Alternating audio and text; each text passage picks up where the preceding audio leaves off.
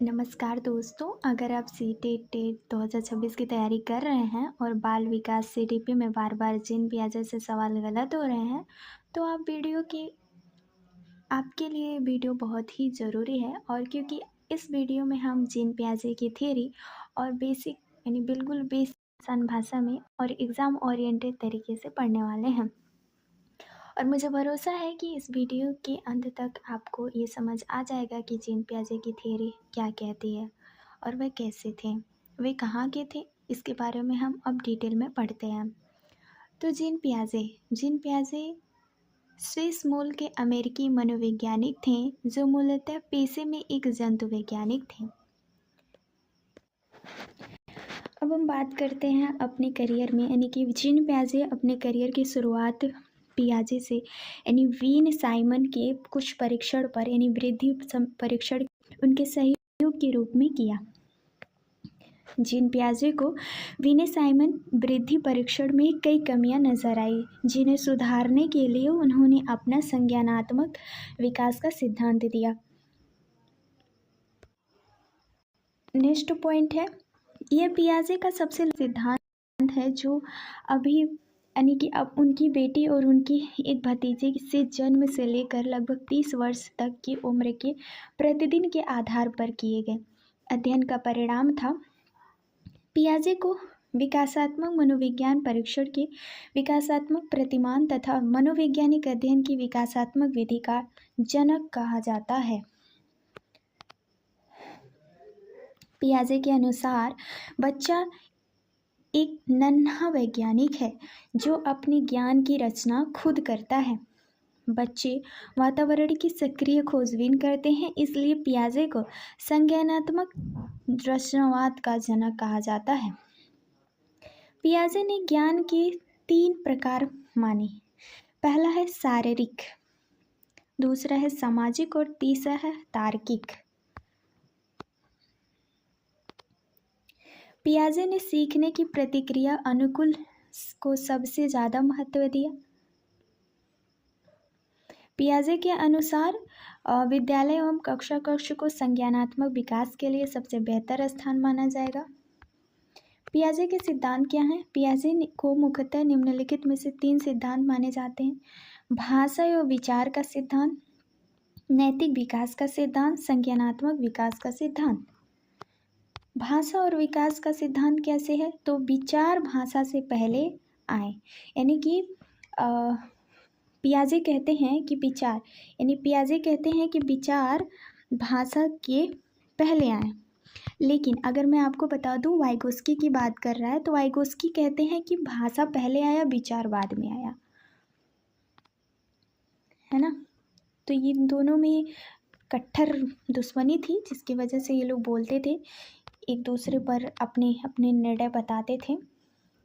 तो विचार भाषा से पहले आए, पियाजे कहते हैं तुम एक पागल हो। इस वाक्य में पागल शब्द का अर्थ वास्तविक पागल या मजाक दोनों हो सकता है, लेकिन दोनों जगह वाक्य एक ही होने के कारण अर्थ भाषा से नहीं हो, बल्कि बोलने वाले के विचार पर निर्भर करेगा। इसलिए विचार भाषा से पहले है। नेक्स्ट पॉइंट है पियाजे का भाषा का विभाजन, यानी पियाजे के भाषा का विभाजन कैसे है? पियाजे का भाषा का सिद्धांत उनकी पुस्तक का नाम है the language linguistic is the child, okay, से लिया गया है, जिसमें 2 प्रकार के हैं। एक तो अकेंद्रित है, दूसरा है सामाजिक भाषा। अकेंद्रित में शैशवावस्था, उसके बाद सोशलाइजेशन, सामाजिक अवस्था को सोशलाइज्ड कहते हैं, और शैशवावस्था के आगे और 2 तरफा होता है। नेक्स्ट पॉइंट है, पियाजे ने बच्चों के खुद से बातें करने को अकेंद्रित भाषा कहा है। समूह एक कला यानी कलेक्शन मोटर टेक्निक कहा। पियाजे का नैतिक विकास का सिद्धांत, यानी पियाजे का यह सिद्धांत कुछ कंच खेलने वाले बच्चों से प्रेरित है, इसलिए पियाजे के साक्षर विधि प्रयोग किया गया। यह सिद्धांत उनकी पुस्तक थर्मल जजमेंट ऑफ चाइल्ड से लिया गया है। इसके उच्चारण निम्नलिखित हैं, जैसे कि पूर्व नैतिकता। पहला चरण क्या है? पूर्व नैतिकता, जिसे प्री मोरल स्टेज कहते हैं, 0 से 5 वर्ष के बच्चों में होती है। इस चरण में बालक में कोई नैतिकता नहीं होती, जैसे राह चलते हुए अपने रास्ते जा रही चोरी के ऊपर पैर रख देना। चरण दूसरा कहता है परायत्व यानी पराधीन नैतिकता, यथार्थवादी, 5 से 9 वर्ष। बालक को इस अवस्था में लगता है कि नैतिकता माता पिता या ईश्वर द्वारा बनाकर हम बच्चों के ऊपर लाद दी गई है, जिससे हम लोग कोई भी परिवर्तन नहीं कर सकते, क्योंकि नैतिकता निश्चित, जिसे बदला नहीं जा सकता, है ना। नैतिकता क्या है? निश्चित है, जिसे बदला नहीं जा सकता।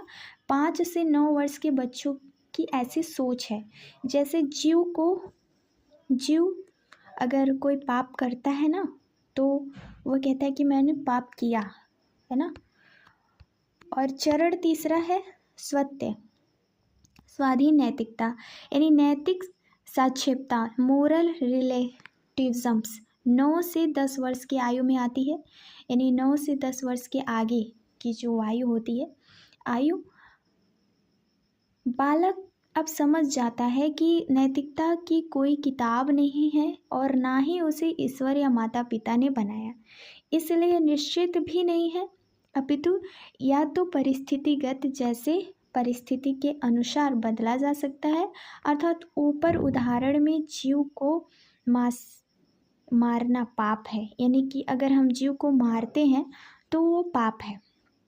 इसको निश्चित मानकर चलने वाले बालक का बड़े होकर आर्मी में भर्ती हो जाना, जहां आतंकवादियों को मारते समय जीव को मारना ही नैतिकता है, यह समझ लेना। अब भाई कोई छोटे बच्चे से आप हमेशा कहोगे कि जीव को मारना गलत है, यानी पाप है, तो वो बड़ा होकर अगर वो आर्मी में जाता है तो उसको मारना होगा किसी टेररिस्ट को, तो वह कैसे छोड़ देगा? वो उसे भी मारने की कोशिश करेगा, लेकिन उसके मन में ये पहले से भरा हुआ है कि जीव को मारना पाप है, क्योंकि वो किसी व्यक्ति को मार रहा होता है, ना कि आतंकवादी को। जैसा कि पता है कि आतंकवादी हमारे देश के शत्रु हैं, लेकिन फिर भी वो आर्मी बन के किसी जीव की हत्या कर रहा है, तो उसके मन में ऐसी अवधारणाएं आ जाती हैं, जिसकी वजह से शायद ही वो उस व्यक्ति को मार पाए, यानी आतंकवादी को। उपरोक्त दूसरे और तीसरे चरण में क्रमशः विषभागी यानी कि विषभांगी नैतिकता और सहयोगात्मक नैतिकता भी कहा जा सकता है।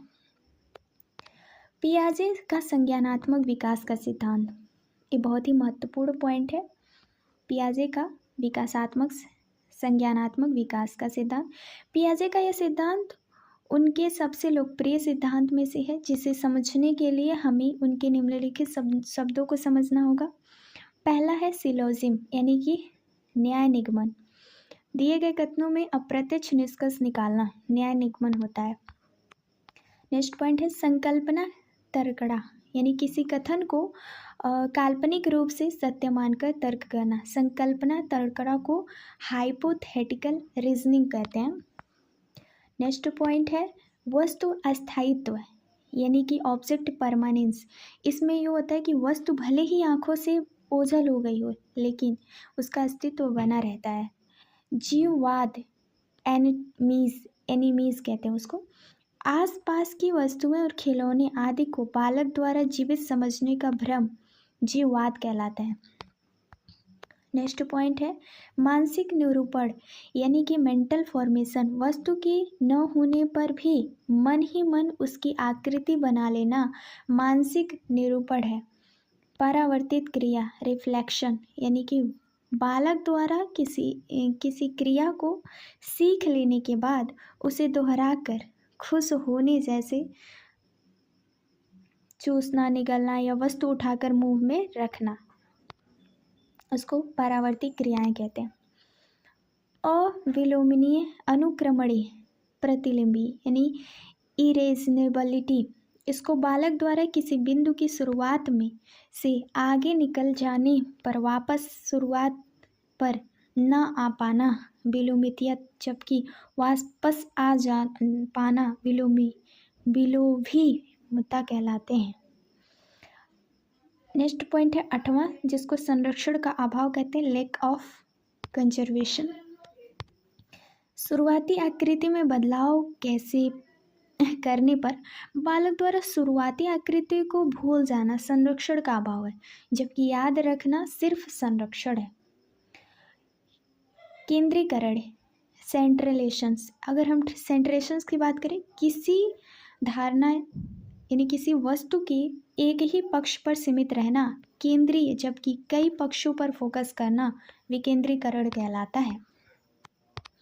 नेक्स्ट पॉइंट है आत्म केंद्रित, ईगोसेंट्रिज्म। स्वभाव में स्वार्थी बच्चा सिर्फ अपनी ही दृष्टि को समझता है ना।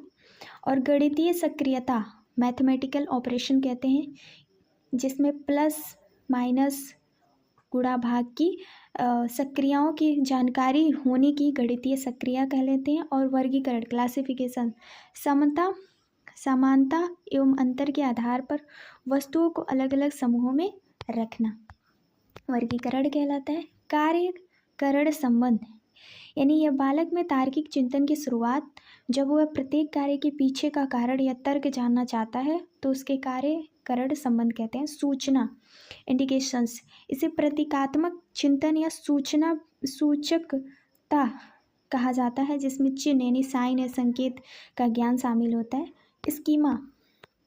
स्कीम्स क्या होते हैं?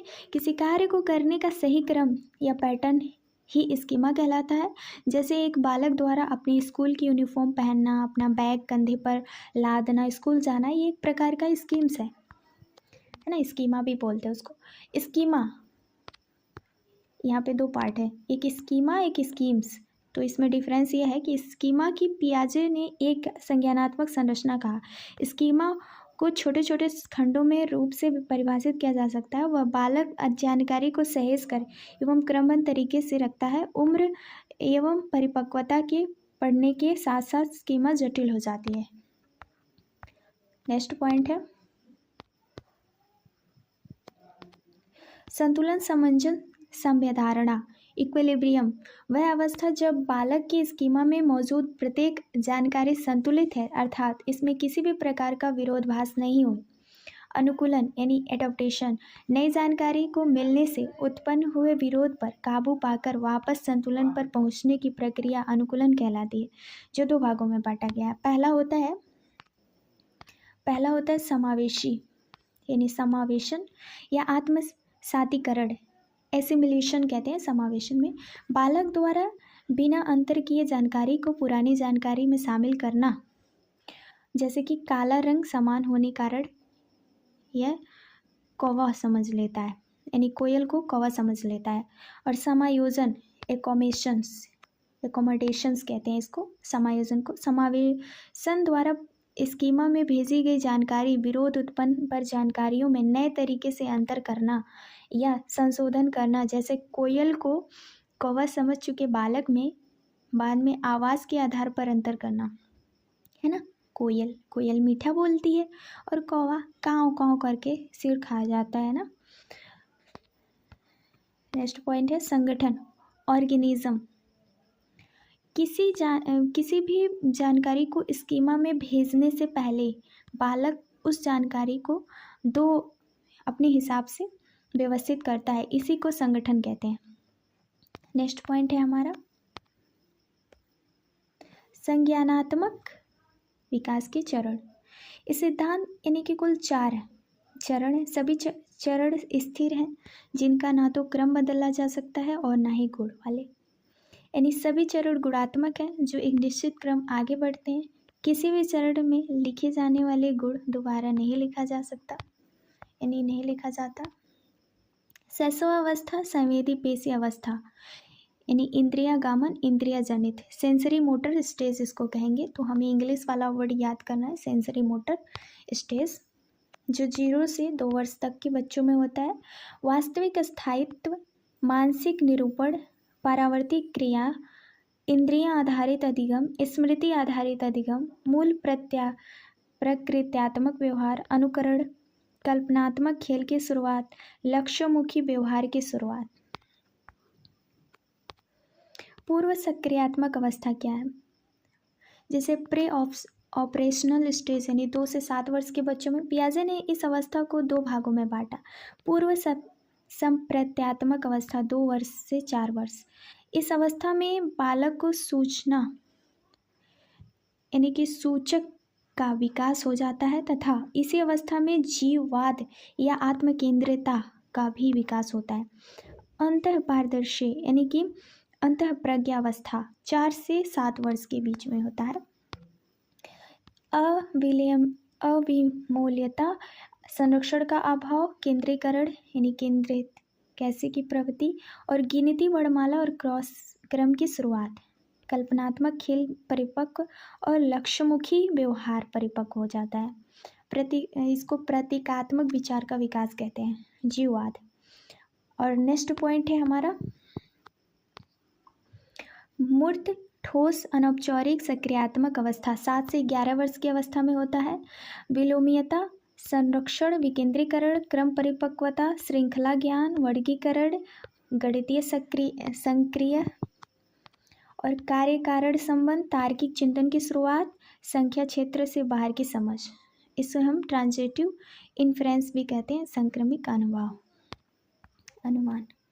नेक्स्ट पॉइंट है अमूर्त औपचारिक सक्रियात्मक अवस्था, फॉर्मल ऑपरेशनल स्टेज 11 से 18 वर्ष की आयु में होता है। ठीक है, और इसमें कुछ वर्ड्स हैं जैसे न्याय निगमन, अपसारी चिंतन, तार्किक चिंतन परिपक्व, निगमनात्मक चिंतन, नियम के उदाहरण जैसे रीजनिंग के तर्क पे,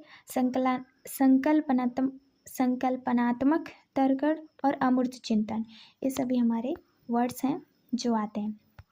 ठीक है, अभी हमारे जीन प्याजे समाप्त होता है। ठीक है, अभी हमारा जीन प्याजे क्या होता है, समाप्त होता है। इससे बाहर तो कुछ भी नहीं आने वाला है ना, क्योंकि ये सारा नोट्स बहुत ही बेस्ट नोट्स है। Thank you for watching this video. Thank you.